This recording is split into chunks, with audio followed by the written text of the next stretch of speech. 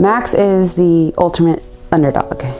Someone found him in a ditch. He was not even a pound, about 3 weeks old, really cold, anemic from fleas, and had scabs over his eyes that we later discovered were massive eye infections. He wasn't moving around very much, and we weren't sure if he was going to make it. But there was something about him that I just thought I'd have to try. I think one of the reasons I felt a connection with Max was because what he was going through physically, I was going through emotionally. I'm the feline foster rescue coordinator for the Front Street Animal Shelter.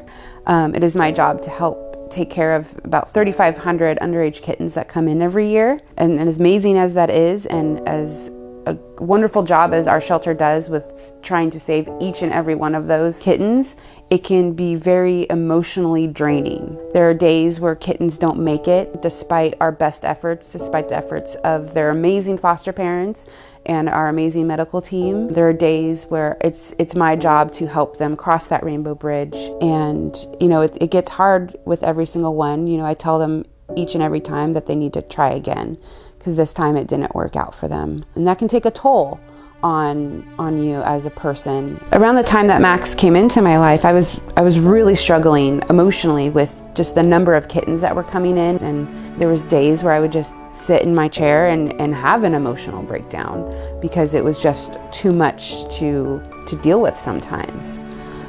But when Max came into my life, I would sit there and I would pick him up and I'd hold him on my lap, and there was something about him that was very calming. Like the minute I held him to me, I could feel all of it that I was feeling sort of melt away from me, and I could feel calmer and I felt better, and that I could continue this work that I was doing. Even with his eyes removed, he was the happiest dog I'd ever met. Even on the worst days, he was happy. It didn't matter that he couldn't see. He was happy to be there. He was happy to be alive. He was happy to be experiencing everything, and that was very inspiring for me to watch in this tiny little puppy.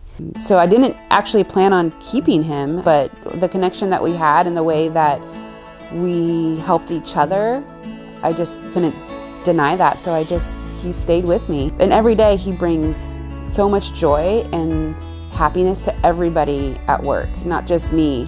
I mean, just his presence will completely calm you down. It's almost magical.